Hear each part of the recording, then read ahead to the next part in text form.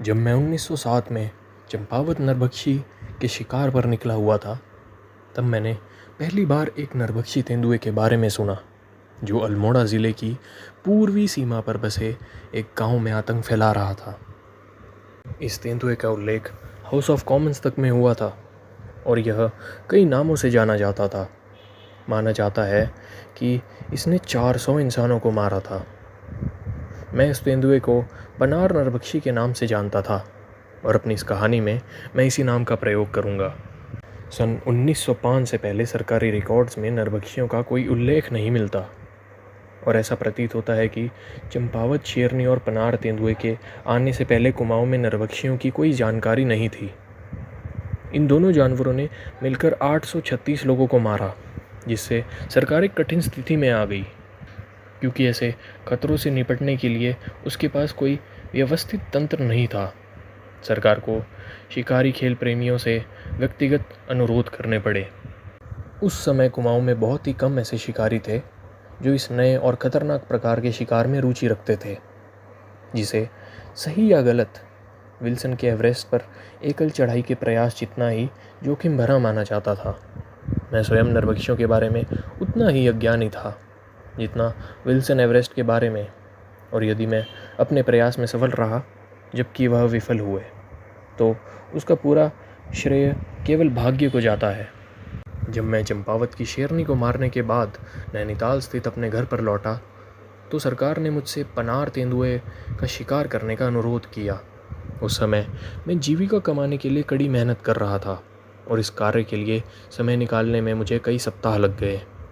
जैसे ही मैं अल्मोड़ा ज़िले के उस दूर दराज क्षेत्र के लिए निकलने वाला था जहाँ तेंदुआ सक्रिय था, मुझे नैनीताल के डिप्टी कमिश्नर बर्थूड से एक अत्यंत ज़रूरी संदेश मिला। उन्होंने मुझसे मुक्तेश्वर के लोगों की मदद करने की गुहार लगाई, जहाँ पर एक नरभक्षी बाघ ने आतंक फैला रखा था।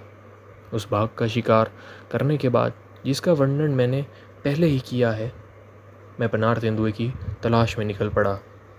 चूँकि मैंने पहले उस विशाल क्षेत्र का दौरा नहीं किया था जहाँ तेंदुआ सक्रिय था, इसलिए मैं अल्मोड़ा गया ताकि वहाँ के डिप्टी कमिश्नर स्टिफ से सारी जानकारी हासिल कर सकूं।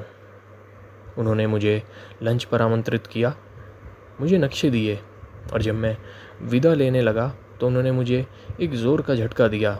उन्होंने पूछा, क्या तुमने जोखिमों के बारे में पूरी तरह सोचा है और क्या तुमने अपनी वसीयत बना ली है?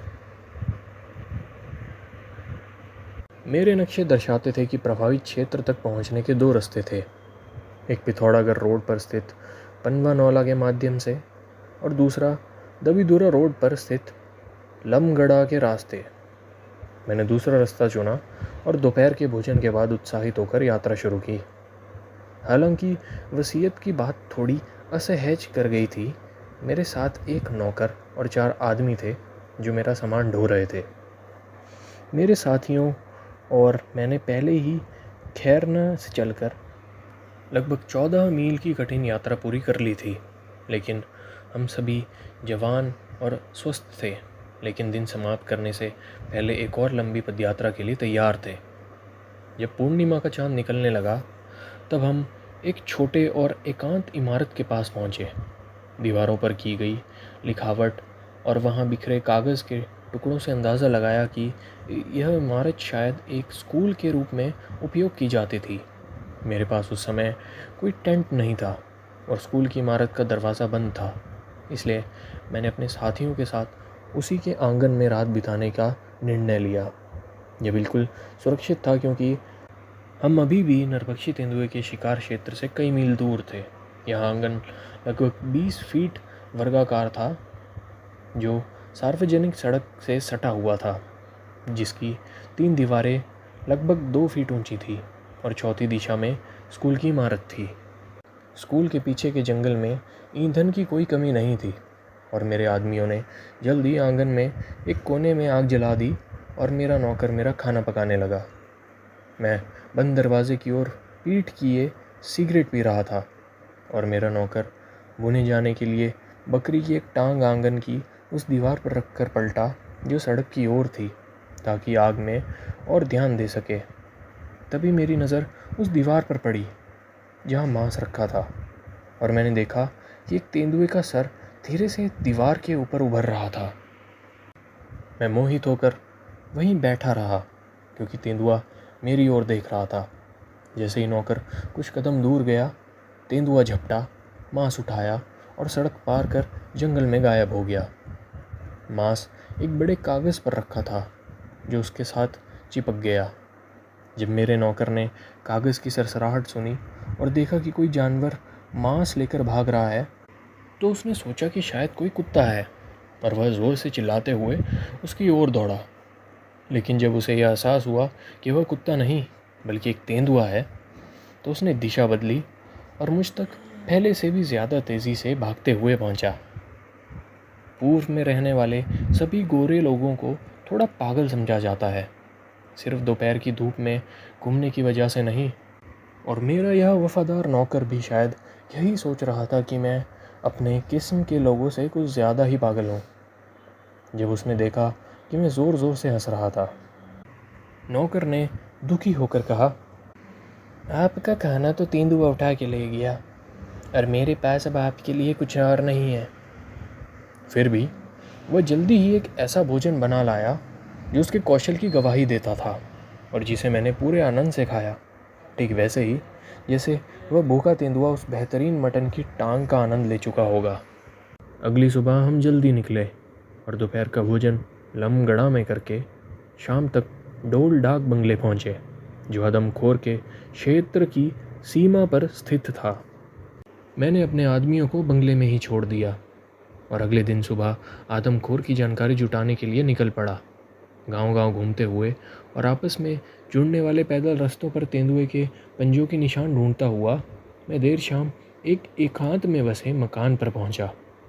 यह मकान पत्थरों से बना हुआ था, छत स्लेट की थी और कुछ एकड़ की खेती वाली ज़मीन के बीच स्थित था, जिसके चारों ओर झाड़ीदार जंगल था। इस मकान की ओर आने वाले रास्ते पर मुझे एक बड़े नर तेंदुए के ताज़ा पंजों के निशान मिले थे। जैसे ही मैं घर के पास पहुंचा, एक आदमी संकरी बालकनी में आया और कुछ लकड़ी की सीढ़ियां उतरकर आंगन पार करके मेरी ओर आया। वह एक युवा पुरुष था, लगभग 22 वर्ष की उम्र का, और बहुत परेशान दिखाई दे रहा था। उसने बताया कि पिछली रात जब वह और उसकी पत्नी एक कमरे के उस मकान में ज़मीन पर सो रहे थे, दरवाज़ा खुला था क्योंकि अप्रैल की गर्मी थी। तब तेंदुआ बालकनी में चढ़ आया और उसकी पत्नी की गर्दन को मुंह में जकड़कर उसे कमरे के बाहर खींचने लगा। पत्नी ने घबराहट में एक हाथ अपने पति के गले में डाल दिया। पति को तुरंत समझ आ गया कि क्या हो रहा है।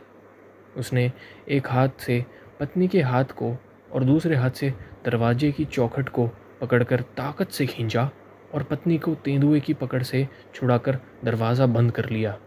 बाकी की रात वे दोनों कमरे में एक कोने में सहमे हुए बैठे रहे, जबकि तेंदुआ बाहर से दरवाज़ा तोड़ने की कोशिश करता रहा।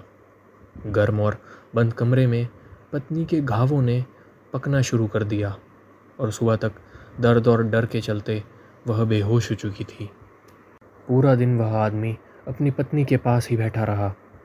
उसे इतनी ज़्यादा दहशत थी कि वह उसे अकेला छोड़ने की हिम्मत नहीं कर सका।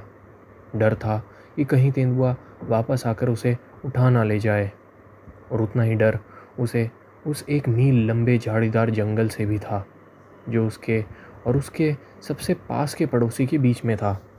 जब दिन ढलने लगा और वह भागा आदमी एक और डरावनी रात का सामना करने जा रहा था, तभी उसने मुझे घर की ओर आते देखा। जब मैंने उसकी आप बीती सुनी तो मुझे बिल्कुल आश्चर्य नहीं हुआ कि वह मेरे पास दौड़कर आया और फूट फूट कर मेरे पैरों में गिर पड़ा। अब मेरे सामने एक बहुत कठिन स्थिति थी। उस समय तक मैंने सरकार से यह अनुरोध नहीं किया था कि वे उन क्षेत्रों में जहां आदमखोर सक्रिय हो प्राथमिक चिकित्सा किट उपलब्ध कराएं। इसलिए चिकित्सा सहायता या किसी भी तरह की मदद का सबसे नज़दीकी स्थान अल्मोड़ा था, और वह 25 मील दूर था। यदि मैं महिला के लिए मदद लाने जाता तो यह उस आदमी को पागलपन की ओर धकेलना होता, क्योंकि वह पहले ही अपनी सहनशीलता की आखिरी सीमा तक पहुंच चुका था। उस कमरे में एक और रात बिताना, और वह भी तेंदुए के फिर से लौट आने की आशंका के साथ, यकीनन उसे पागल खाने पहुंचा देता। उस आदमी की पत्नी, जो लगभग 18 वर्ष की एक युवती थी, अपनी पीठ के बल लेटी हुई थी। जब तेंदुए ने उसके गले को अपने दांतों से जकड़ लिया, जब उसके पति ने उसका हाथ पकड़कर उसे पीछे खींचना शुरू किया, तो तेंदुए ने बेहतर पकड़ बनाने के लिए अपना एक पंजा उसकी छाती में गाड़ दिया। अंतिम संघर्ष में उसके पंजों ने मांस को चीरते हुए 4 गहरे घाव बना दिए। उस छोटे से कमरे की गर्मी में, जिसमें एक ही दरवाज़ा था, कोई खिड़की नहीं थी, और मक्खियों का झुंड भिनभिना रहा था। लड़की के गले और छाती के सारे घाव सड़ चुके थे। अब चाहे चिकित्सा सहायता मिल भी जाती, तब भी उसके बचने की संभावना बहुत कम थी। इसलिए मदद लाने के बजाय मैंने उसी रात उस आदमी के साथ रहने का फ़ैसला किया। मैं दिल से यह आशा करता हूँ कि जो कोई भी यह कहानी पढ़े, उसे कभी किसी इंसान या जानवर की उस दर्दनाक स्थिति को देखने या सुनने का दुर्भाग्य ना झेलना पड़े, जब वह तेंदुए या बाघ द्वारा गले से दबोच लिया गया हो और उसके कष्ट को कम करने या समाप्त करने का कोई और उपाय सिवाय गोली के मौजूद ना हो। घर के सामने जो बरामदा था, वह पूरी लंबाई में फैला हुआ था, दोनों सिरों से बंद था और लगभग 15 फीट लंबा व 4 फीट चौड़ा था। उसमें चढ़ने के लिए एक चीड़ की लकड़ी में काटे गए सीढ़ी जैसे कटाव थे। इन सीढ़ियों के ठीक सामने ही घर का एकमात्र दरवाज़ा था। बरामदे के नीचे एक खुली जगह थी, जिसकी चौड़ाई और ऊंचाई 4-4 फीट थी, जिसे ईंधन रखने के लिए उपयोग में लाया जाता था। उस आदमी ने मुझसे गुजारिश की कि मैं उसी कमरे में उसके और उसकी पत्नी के साथ रुक जाऊं, लेकिन यह मेरे लिए संभव नहीं था, क्योंकि भले ही मैं कमज़ोर दिल नहीं हूँ, कमरे में बदबू इतनी तेज़ थी कि मैं उसे सहन नहीं कर सका। इसलिए हम दोनों ने मिलकर बरामदे के नीचे बने लकड़ी के कोने से ईंधन हटा दिया और वहाँ एक छोटा सा कोना साफ़ किया, जहाँ मैं दीवार से पीठ लगाकर बैठ गया। अब रात होने को थी, तो मैं पास के एक झरने पर जाकर हाथ मुंह धो आया और थोड़ा पानी पी लिया। फिर अपने कोने में जाकर बैठ गया और उस आदमी से कहा कि वह ऊपर अपनी पत्नी के पास जाए और कमरे का दरवाज़ा खुला रखे। जब वह सीढ़ियाँ चढ़ने लगा तो बोला, साहब, तेंदुआ आपको ज़रूर मार डालेगा, फिर मैं क्या करूँगा? मैंने उत्तर दिया, दरवाज़ा बंद कर देना और सुबह का इंतज़ार करना। चांदनी रात 2 दिन बाद आने वाली थी और आज रात थोड़ी देर के लिए अंधेरा छा जाने वाला था।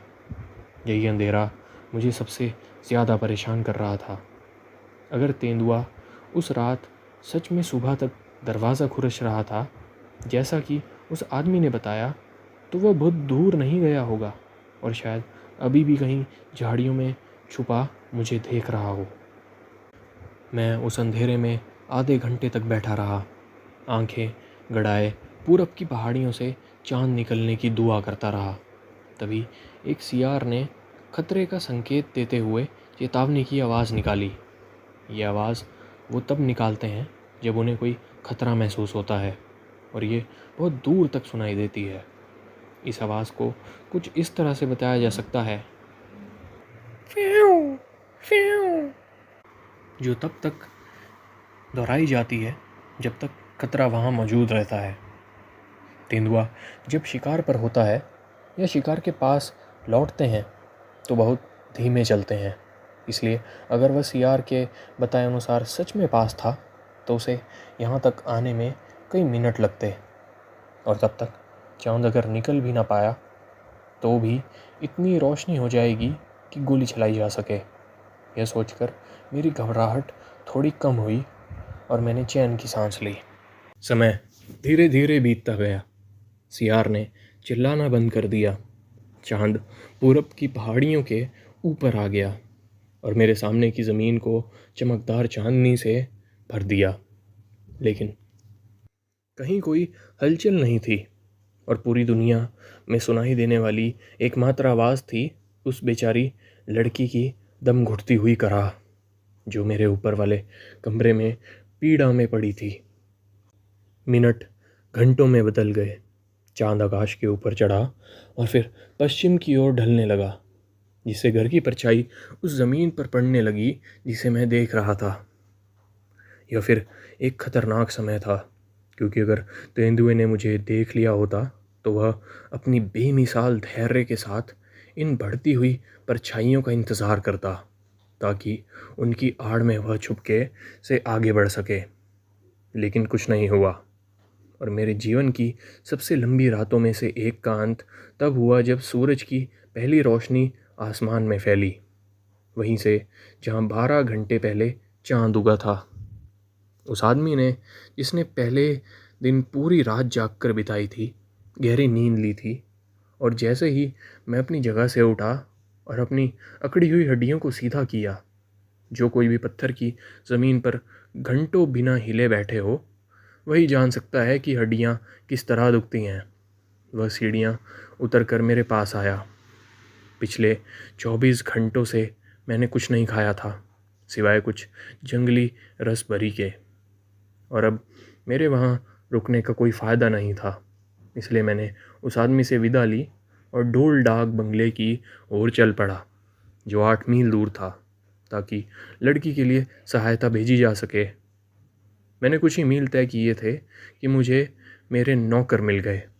मेरे लंबे समय तक न लौटने से चिंतित होकर उन्होंने मेरा सामान पैक कर लिया, डाक बंगले में मेरे बकाया पैसे चुका दिए और मुझे खोजने निकल पड़े।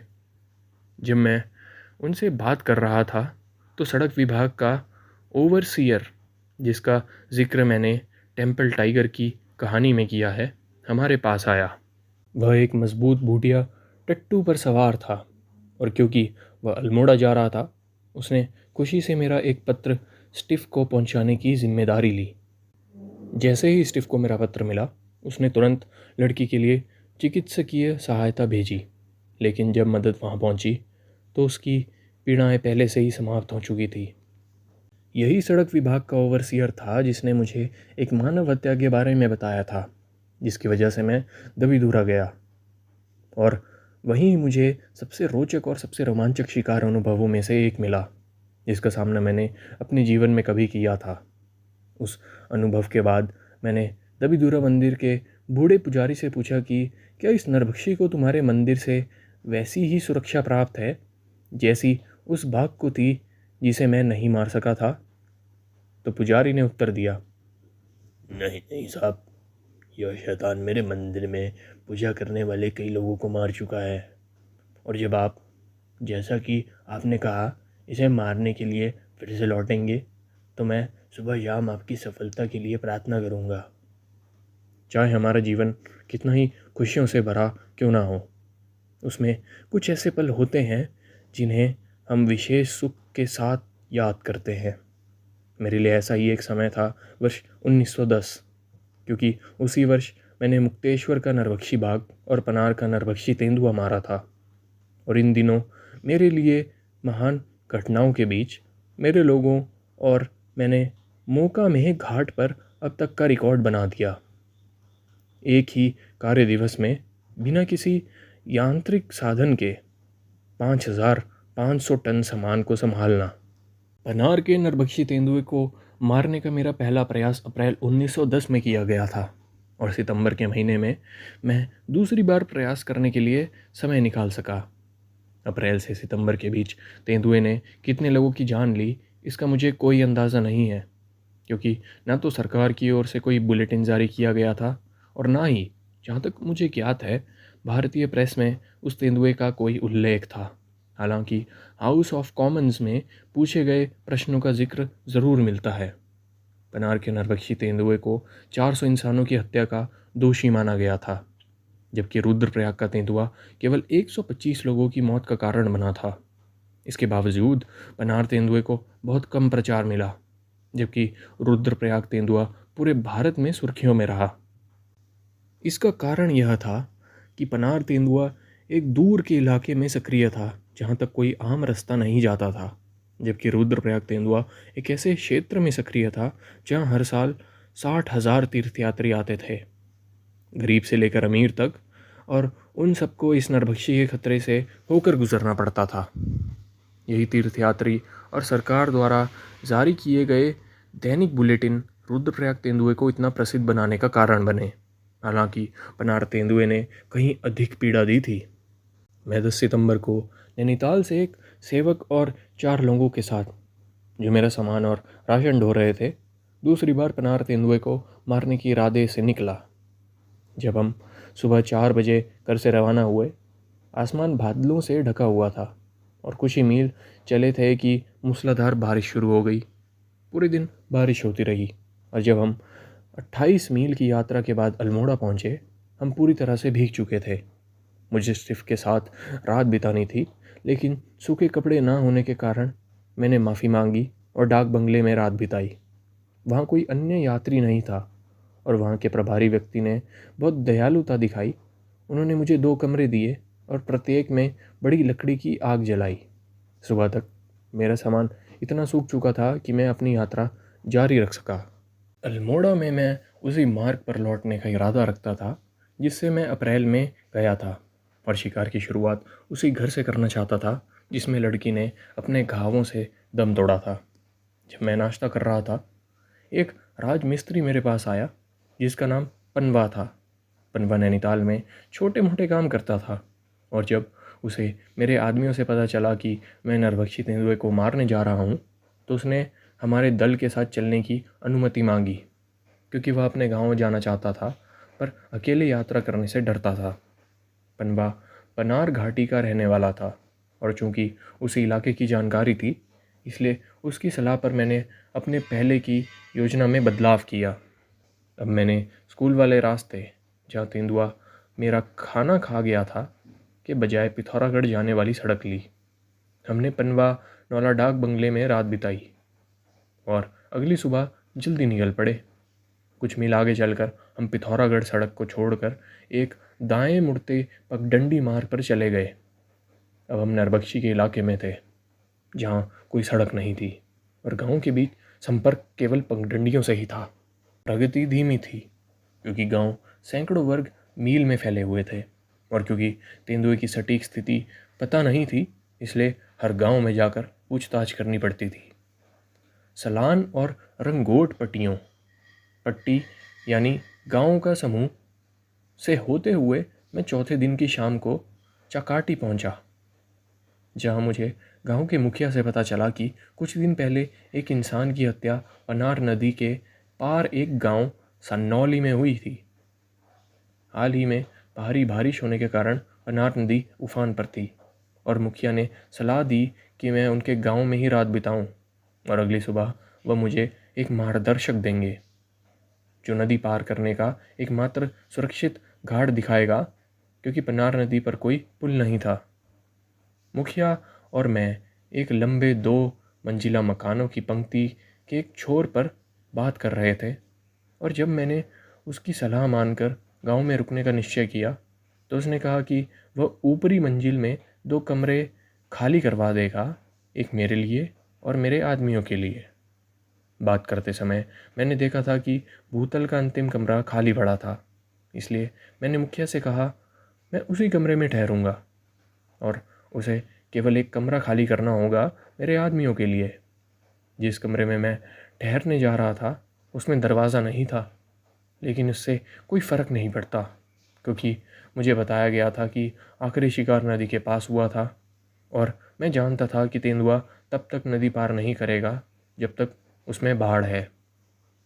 उस कमरे में किसी भी प्रकार का फर्नीचर नहीं था, और जब मेरे आदमियों ने उस कमरे से सारा भूसा और फटे पुराने कपड़े बाहर निकाले, यह बोलते हुए और शिकायत करते हुए कि पिछला रहने वाला व्यक्ति बहुत ही गंदा व्यक्ति रहा होगा, तब उन्होंने कीचड़ भरी ज़मीन पर मेरा तिरपाल बिछाया और मेरा बिस्तर तैयार कर दिया। मेरे सेवक ने आंगन में खुले चूल्हे पर खाना बनाया और मैं अपने बिस्तर पर बैठकर रात का खाना खाने लगा। चूँकि मैं बीते 12 घंटों में काफ़ी पैदल चल चुका था, इसलिए मुझे नींद आने में ज़्यादा वक्त नहीं लगा।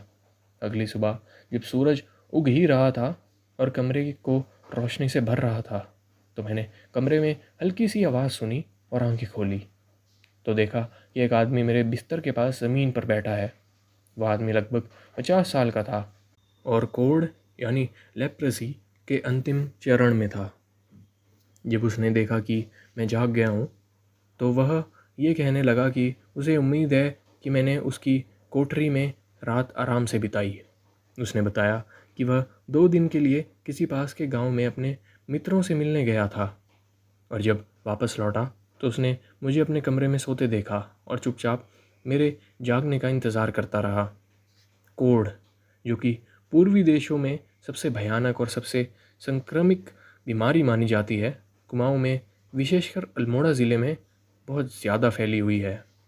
यहाँ के लोग भाग्यवादी होते हैं, इसलिए वे इस बीमारी को ईश्वर का प्रकोप मानते हैं और ना तो कोढ़ियों को अलग रखते हैं और ना ही संक्रमण से बचने के उपाय करते हैं। इसलिए मुखिया ने भी शायद यह ज़रूरी नहीं समझा कि मुझे यह बता दे कि जिस कमरे में मैंने रात बिताई वह कई वर्षों से एक कोढ़ी का घर था।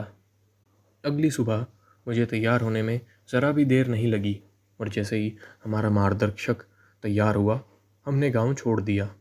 मैं कुमाऊं में बहुत घूमा हूँ और हमेशा कोढ़ के भय में रहा हूँ, लेकिन उस रात के बाद मैंने कभी भी खुद को इतना अशुद्ध महसूस नहीं किया। जैसे ही हम पहले नाले पर पहुँचे, मैंने अपने सेवक से कहा कि वह मेरे लिए नाश्ता बनाए और मेरे आदमियों से कहा कि वे मेरा तिरपाल धोएं और बिस्तर धूप में सुखाएं। फिर मैं एक कार्बोलिक साबुन लेकर नाले के उस हिस्से में चला गया जहाँ एक छोटा सा ताल था जो चारों ओर से बड़े पत्थरों से घिरा हुआ था।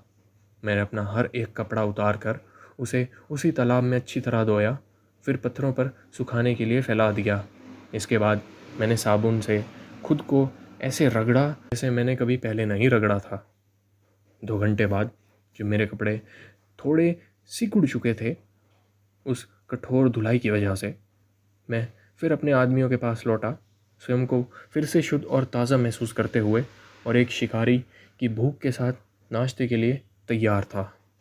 हमारा मार्गदर्शक लगभग 4 फुट 6 इंच लंबा एक आदमी था, जिसके सिर पर लंबे बालों की झाड़ सी एक बड़ी झाड़ी थी। उसका शरीर एक बड़े पीपे की तरह भारी भरकम था, टांगें छोटी थी और बोलने में बहुत कम। जब मैंने उससे पूछा कि क्या हमें कोई कठिन चढ़ाई करनी होगी, तो उसने अपना हाथ फैलाया और कहा, इतना समतल है। यह कहने के बाद उसने हमें एक बहुत ही खड़ी पहाड़ी से नीचे एक गहरी घाटी में ले गया।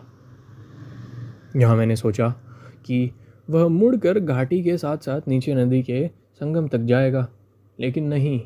उसने बिना कुछ कहे या सिर घुमाए सीधे खुले मैदान को पार किया और सामने की पहाड़ी पर चढ़ना शुरू कर दिया। यह पहाड़ी बहुत ही खड़ी थी और कांटेदार झाड़ियों से भरी थी, साथ ही ढीली कंकरीली मिट्टी के कारण चलना और भी मुश्किल हो गया था। अब सूरज सिर पर था और बहुत तेज़ धूप थी, इसलिए जब हम ऊपर पहुँचे तो पसीने से तरबतर हो चुके थे। हमारा मार्गदर्शक, जिसकी टांगें मानो पहाड़ चढ़ने के लिए ही बनी हो, एकदम शांत था, जैसे कुछ हुआ ही ना हो। पहाड़ी के ऊपर से दूर दूर तक का दृश्य दिखता था और जब मार्गदर्शक ने हमें बताया कि पनार नदी तक पहुंचने से पहले हमें अभी सामने दिख रही 2 ऊंची पहाड़ियां और चढ़नी हैं, तो पनवा, जो कि एक मिस्त्री था और अपने परिवार के लिए उपहारों का एक गट्ठर और मोटे गहरे रंग की ओवरकोट लेकर चल रहा था, उसने वह कोट मार्गदर्शक को थमा दिया और कहा, जब तू हमें पूरे कुमाऊं की पहाड़ियाँ चढ़ा ही रहा है तो यह कोट तू ही ले चल आगे। मार्गदर्शक ने अपने शरीर पर लिपटी बकरी के बालों की रस्सी को खोला, कोट को मोड़ा और अच्छी तरह अपनी पीठ पर बांध लिया। हम नीचे और ऊपर, फिर नीचे और ऊपर चढ़ते उतरते रहे और फिर एक गहरी घाटी में नीचे हमें नदी दिखी। अब हम बिना रास्ते वाले इलाके से गुजर रहे थे। कोई गांव भी नज़र नहीं आया, लेकिन अब हमें एक पतली पगडंडी दिखी जो सीधी नदी की ओर जा रही थी। जैसे जैसे हम नदी के पास पहुंचते गए, मुझे उसका दृश्य कम और कम पसंद आने लगा। नदी तक और फिर दूसरी ओर चढ़ने वाला रास्ता यह बता रहा था कि यहाँ से पार करने का स्थान है, लेकिन नदी उफान पर थी और मुझे यह पार करना काफ़ी खतरनाक लग रहा था। मार्गदर्शक ने हालांकि हमें आश्वस्त किया कि पार करना बिल्कुल सुरक्षित है। मैंने अपने जूते और मोजे उतारे, पनवा का हाथ पकड़ा और पानी में कदम रखा। नदी लगभग 40 गज चौड़ी थी और इसकी टूटी हुई सतह देखकर मुझे अंदाज़ा हो गया था कि इसका तल बहुत ही उबड़ खाबड़ है। मेरा अंदाज़ा सही था। मेरे पैर कई बार पत्थरों से टकराए और हम बाल बाल गिरने से बचे। जैसे तैसे संघर्ष करते हुए हम नदी के दूसरी ओर सुरक्षित निकल आए। हमारा मार्गदर्शक भी हमारे पीछे पीछे नदी में आ गया था और जब मैंने पीछे मुड़कर देखा तो पाया कि वह छोटा आदमी मुश्किल में है। हमारे लिए जो पानी जांघों तक था, उसके लिए कमर तक था। और जब वह मुख्य धारा तक पहुंचा तो उसने अपनी पीठ को धारा के विरुद्ध टिकाकर केंकड़े की तरह चलने की बजाय मूर्खता से धारा की दिशा में मुंह कर लिया। परिणाम स्वरूप वह बहाव में पीछे की ओर गिर गया और तेज़ बहते पानी में डूब गया। मैं नंगे पैर था और नुकीले पत्थरों पर कुछ कर पाने में असमर्थ था, लेकिन पनवा, जिसके लिए नुकीले पत्थर कोई बाधा नहीं थे, ने तुरंत वह गठरी नीचे फेंकी जो वह लिए हुए था और बिना एक पल गवाए नदी किनारे दौड़ पड़ा। लगभग 50 गज नीचे, जहाँ एक बड़ा चट्टानी टुकड़ा नदी में बाहर की ओर निकला था और जिसके आगे एक डरावना तेज बहाव था, पनवा उसी पर दौड़ कर गया। गीली और फिसलन भरी उस चट्टान पर वह लेट गया और जैसे ही वह डूबता हुआ आदमी वहाँ से बहकर गुजरा, पनवा ने उसके लंबे बालों को पकड़ लिया और एक ज़बरदस्त संघर्ष के बाद उसे खींचकर चट्टान पर चढ़ा लिया। जब दोनों आदमी मेरे पास लौटे, मार्गदर्शक एक भीगे हुए चूहे की तरह लग रहा था। मैंने पनवा की इस साहसी और वीरतापूर्ण काम के लिए सराहना की कि उसने अपनी जान की परवाह किए बिना उस आदमी की जान बचाई। लेकिन पनवा ने थोड़े आश्चर्य से मेरी ओर देखते हुए कहा, अरे सर, मैंने अपनी जान बचाने के लिए नहीं, बल्कि अपनी नई कोट के लिए ऐसा किया था, जो कि उसकी पीठ पर बंधी हुई थी। खैर, कारण चाहे जो भी रहा हो, एक त्रासदी टल गई थी। मेरे आदमियों ने एक दूसरे का हाथ पकड़कर सुरक्षित रूप से नदी पार कर ली और मैंने तय किया कि अब दिन समाप्त मानकर रात इसी नदी के किनारे बिताई जाए। पनवा, जिसका गांव नदी के ऊपर 5 मील दूर था, अब मुझे छोड़कर चला गया। साथ में उस मार्गदर्शक को भी ले गया जो अब गोबरा नदी पार करने से डर गया था। अगली सुबह हम सनौली गांव की ओर निकले, जहां आखिरी मानव हत्या हुई थी। उस दिन देर शाम हम एक खुली चौड़ी घाटी में पहुंचे और जो कि आसपास कोई मानव बस्ती नज़र नहीं आ रही थी, हमने तय किया कि रात खुले मैदान में ही बिताएंगे। अब हम पूरी तरह से नरभक्षी के क्षेत्र में पहुंच चुके थे और ठंडी व गीली ज़मीन पर एक बेहद बेचैन रात बिताने के बाद हम दोपहर के आसपास सनौली गांव पहुंचे। इस छोटे से गांव के निवासी हमें देखकर बहुत प्रसन्न हुए। उन्होंने खुशी खुशी मेरे आदमियों के लिए एक कमरा उपलब्ध करवाया और मुझे एक खुला मंच दे दिया जिस पर एक घास फूस की छत थी। गांव एक पहाड़ी की ढलान पर बसा था, जहाँ से नीचे की घाटी दिखाई देती थी। इस घाटी में सीढ़ी नुमा खेत थे, जिनमें से हाल ही में धान की फसल काटी गई थी।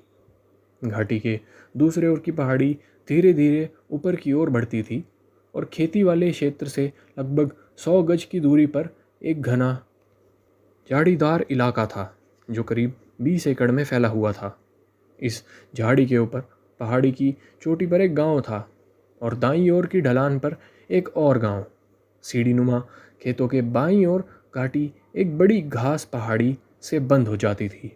इस तरह वह झाड़ीदार इलाका 3 ओर से खेत की ज़मीन से और एक ओर से खुली घास की ज़मीन से घिरा हुआ था।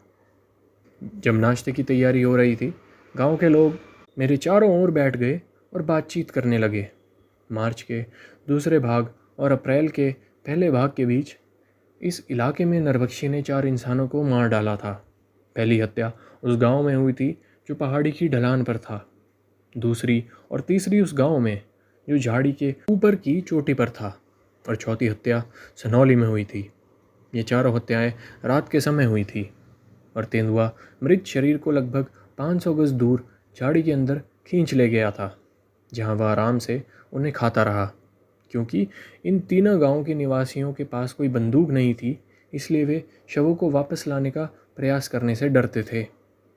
आखिरी हत्या 6 दिन पहले हुई थी और मेरे सूत्रों को पूरा विश्वास था कि तेंदुआ अब भी उसी झाड़ी में मौजूद है।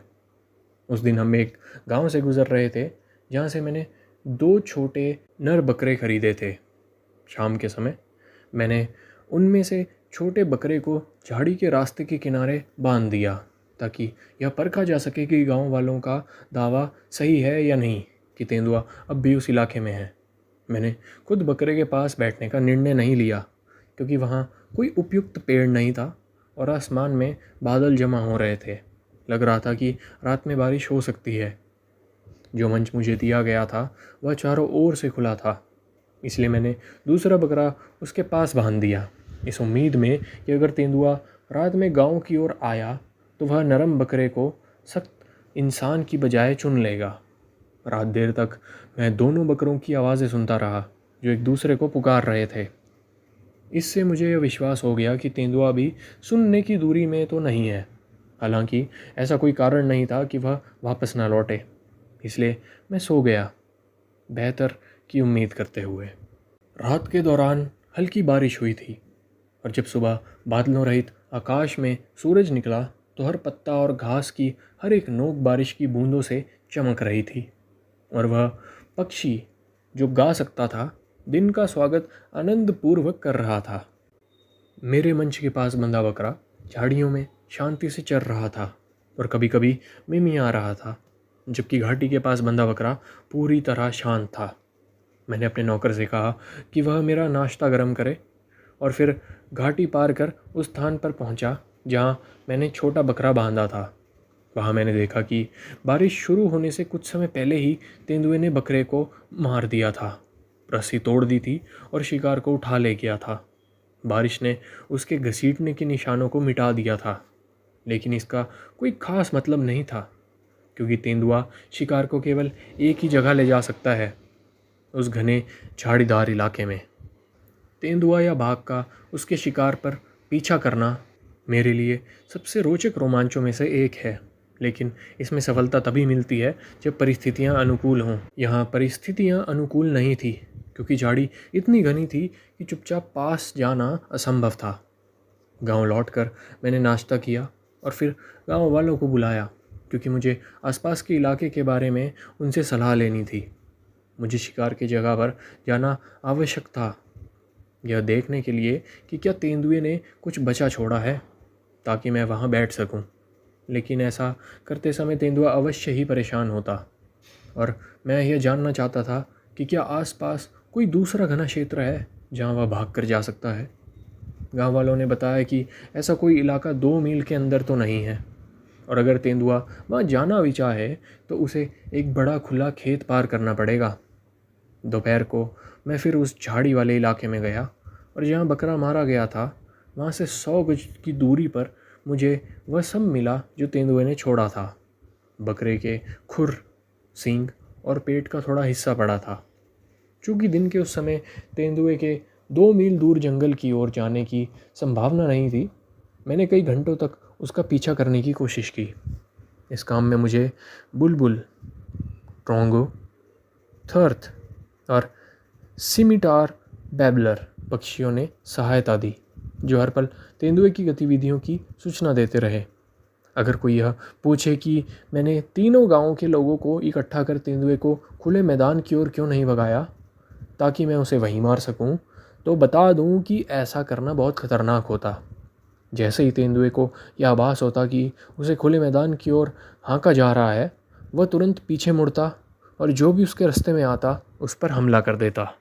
गांव लौटने पर तेंदुए पर गोली चलाने की असफल कोशिश के बाद मैं मलेरिया के तेज़ बुखार से बुरी तरह ग्रस्त हो गया और अगले 24 घंटों तक बेहोशी की हालत में उस खुले मंच पर पड़ा रहा। अगले दिन शाम तक बुखार उतर गया और मैं शिकार जारी रखने के योग्य हो गया। पिछली रात मेरे आदमियों ने अपनी पहल पर वही दूसरा बकरा उसी जगह बांध दिया था जहां पहला मारा गया था, लेकिन तेंदुए ने उसे छुआ तक नहीं। यह एक अच्छा संकेत था, क्योंकि इसका मतलब था कि अब तेंदुआ भूखा होगा, और मैं उस तीसरी शाम नई उम्मीदों के साथ निकला। झाड़ीदार इलाके की इस ओर और उस स्थान से लगभग 100 गज की दूरी पर जहां 2 रात पहले बकरा मारा गया था, एक पुराना बलूत यानी ओक का पेड़ था। यह पेड़ 2 सीढ़ीनुमा खेतों के बीच 6 फुट ऊंचे किनारे से उग रहा था और पहाड़ी से थोड़ा दूर की ओर झुका हुआ था, जिससे मैं अपने रबर के तलवों वाले जूतों के सहारे पेड़ के तने पर चढ़ सकता था। पेड़ के तने के नीचे की ओर ज़मीन से लगभग 15 फीट की ऊंचाई पर एक टहनी बाहर की ओर निकली हुई थी, जो निचले खेत के ऊपर फैल रही थी। यह टहनी लगभग 1 फुट मोटी थी, लेकिन खोखली और सड़ी हुई थी, जिससे यह बैठने के लिए ना तो आरामदायक थी और ना ही सुरक्षित। फिर भी चूंकि यह उस पेड़ की एकमात्र टहनी थी और कई 100 गज तक और कोई पेड़ नहीं था, मैंने उस पर बैठने का जोखिम उठाने का फैसला किया। मुझे यह पूरा विश्वास था कि झाड़ियों में मिले पच्चिन और अप्रैल में उस रास्ते पर मिले पच्चिन जहाँ एक लड़की को मारा गया था में समानता थी। इसलिए यह तेंदुआ वही पनार नरभक्षी था। इसलिए मैंने अपने आदमियों से लंबी काली बबूल यानी ब्लैक थॉर्न की कई शाखाएं कटवाई। जब मैं पेड़ के तने से पीठ टिकाकर उस टहनी पर बैठ गया और अपने पैर उसके ऊपर फैला दिए, तब मैंने अपने आदमियों को आदेश दिया कि वे उन शाखाओं को गट्ठों में बांधकर पेड़ के तने पर रखें और मजबूत रस्सी से अच्छी तरह बांध दें। मुझे पूरा विश्वास था कि इन छोटे छोटे उपायों को सावधानी पूर्वक करने की वजह से ही मेरी जान बच सकी। ब्लैकथॉर्न की कई शाखाएं, जो 10 से 20 फीट लंबी थी, पेड़ के दोनों ओर बाहर निकली हुई थी। चूँकि मेरे पास अपने संतुलन को बनाए रखने के लिए पकड़ने को कुछ नहीं था, मैंने दोनों ओर की शाखाओं को अपने शरीर और भुजाओं के बीच कसकर दबा लिया। शाम के 5 बजे तक मेरी सारी तैयारियां पूरी हो चुकी थी। मैं उस टहनी पर मजबूती से बैठा था, अपनी कोट की कॉलर को आगे की ओर ऊंचा करके गले को बचा रहा था और अपनी मुलायम टोपी को पीछे की ओर खींचकर गर्दन को ढक रहा था। बकरा मेरे सामने खेत में 30 गज दूर एक खूंटे से बंधा हुआ था और मेरे आदमी उसी खेत में बैठकर ऊंची आवाज़ में बातें कर रहे थे और बीड़ी पी रहे थे। अब तक झाड़ीदार क्षेत्र में सब कुछ शांत था, लेकिन अब सिमिटार बैबलर पक्षी की तीखी चेतावनी भरी आवाज़ सुनाई दी और 1-2 मिनट बाद सफ़ेद गले वाली हंसोड़ थ्रोत पक्षियों की चहचहाट गूंजने लगी। ये दोनों पक्षी पहाड़ी इलाकों में सबसे भरोसेमंद संकेत तक माने जाते हैं। इन्हें सुनते ही मैंने अपनी आदमियों को इशारा किया कि वे गांव लौट जाएं। वे यह सुनकर जैसे खुश हो गए और बात करते हुए वहां से चले गए। जैसे ही वे दूर गए, बकरा मिमियाने लगा। अगले आधे घंटे तक कुछ नहीं हुआ। फिर जब गांव के ऊपर की पहाड़ी से सूरज की किरणें फीकी पड़ने लगी, तो 2 ड्रोंगो पक्षी जो मेरे ऊपर पेड़ में बैठे थे उड़ गए और झाड़ियाँ और मेरे बीच खुले मैदान में किसी जानवर को सताने लगे। बकरा जो अब तक गांव की दिशा में मुंह करके मिमिया रहा था, अचानक मुड़ा और मेरी ओर मुंह करके शांत हो गया। बकरे के व्यवहार को देखकर मैं उस जानवर की गतिविधियों को समझ पा रहा था, जिसे ड्रोंगो पक्षी तंग कर रहे थे, और जो बकरा भी बड़ी रुचि से देख रहा था। यह जानवर कोई और नहीं बल्कि तेंदुआ ही हो सकता था। चांदनी अपने तीसरे चरण में थी और अब कई घंटे अंधेरा रहने वाला था। यह सोचते हुए कि तेंदुआ संभवतः कम रोशनी में आएगा, मैंने खुद को एक 12 बोर डबल बैरल वाली शॉटगन से लैस किया था, जिसमें मैंने स्लग यानी मोटी गोलियां लोड की थी, क्योंकि एक राइफल की एकल गोली के मुकाबले 8 स्लग से तेंदुए को मारने की संभावना अधिक थी। उस समय भारत में रात को शिकार में मदद करने वाले इलेक्ट्रिक लाइट या टॉर्च का प्रयोग नहीं होता था।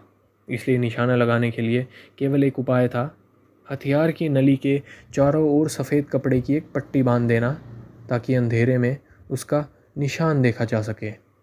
फिर कई मिनट तक कुछ नहीं हुआ और फिर मैंने महसूस किया कि मैं जो ब्लैक थॉर्न की शाखाएं पकड़े हुए था उन पर हल्का सा खिंचाव आया।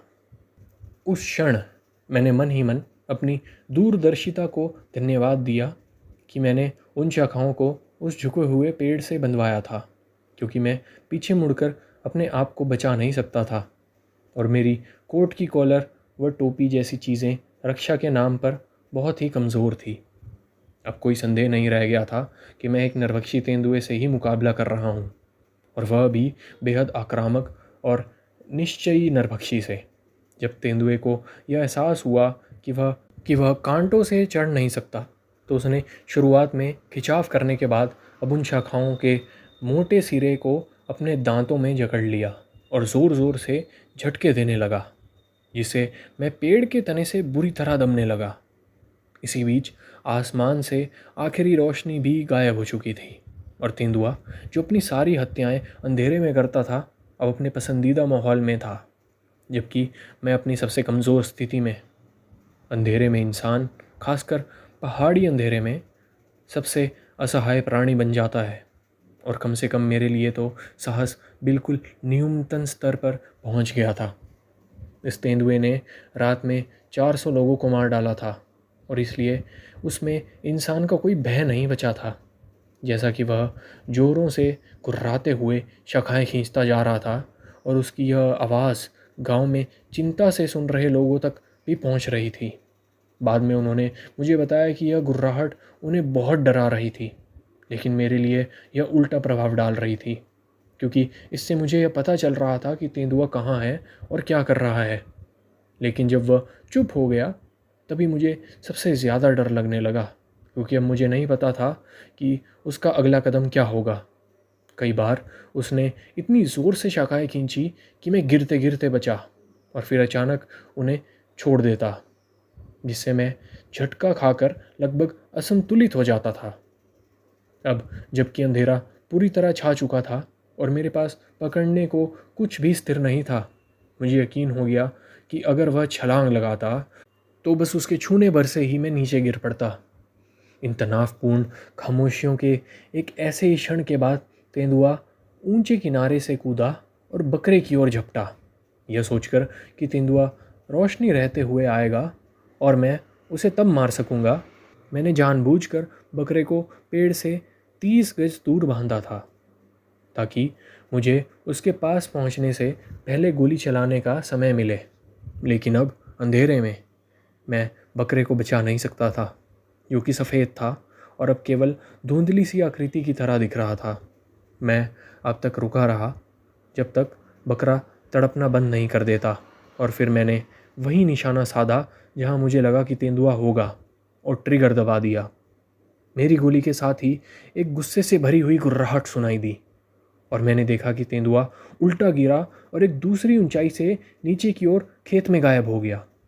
अगले 10-15 मिनट तक मैं बेचैनी से उसकी कोई और आवाज़ सुनने की कोशिश करता रहा। फिर मेरे आदमियों ने आवाज़ लगाकर पूछा कि क्या वे मेरे पास आ सकते हैं। अब यह बिल्कुल सुरक्षित था, बशर्ते वे ऊंचे रास्ते से चलें। मैंने उन्हें कहा कि वे चीड़ की मशालें जलाएं और फिर मेरे निर्देशों का पालन करें।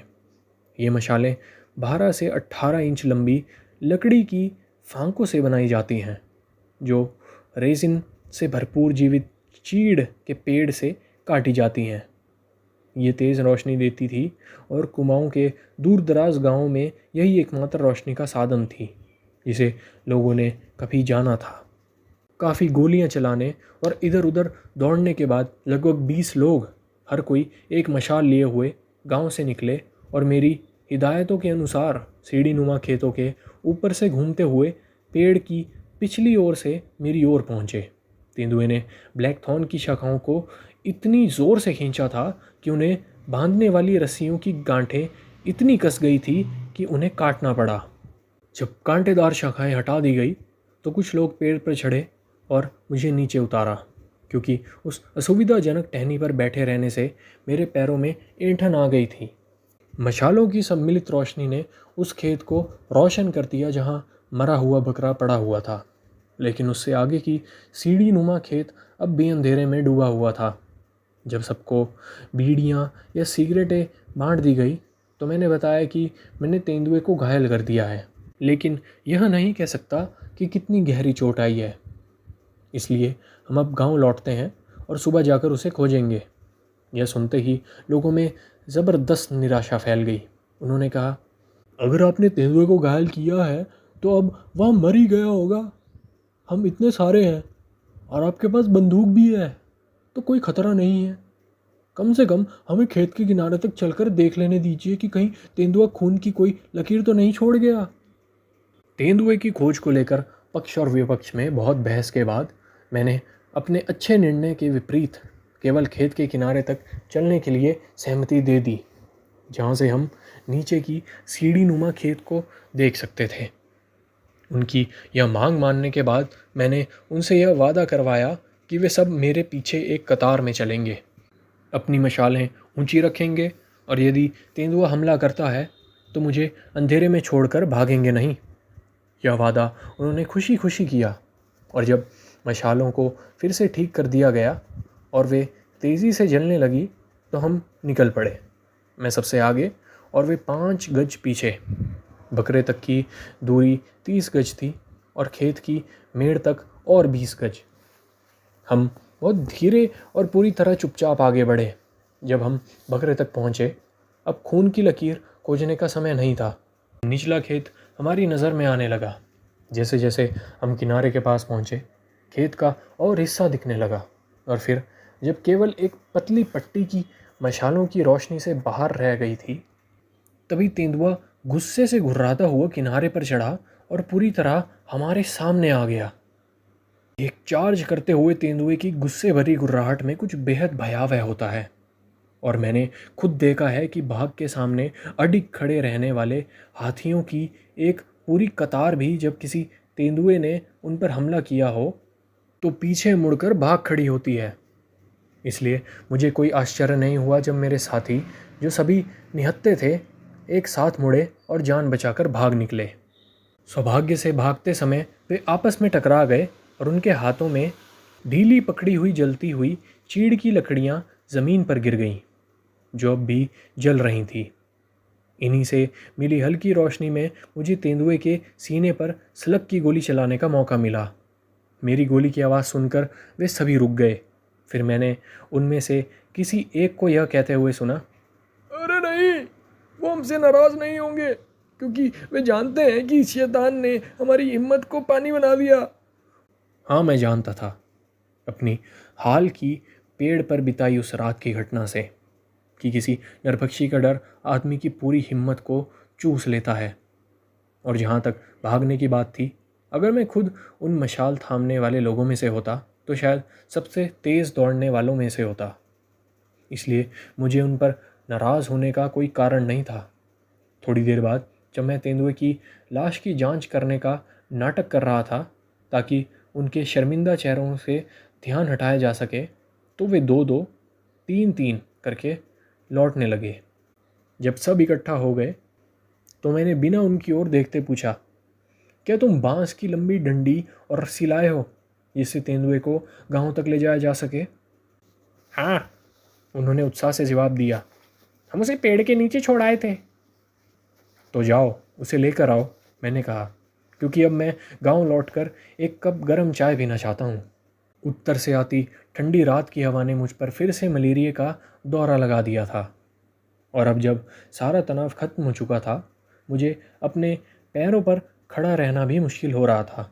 उस रात वर्षों में पहली बार सनौली के लोग चैन की नींद सोए और तब से अब तक वे उसी निर्भयता के साथ सोते आ रहे हैं।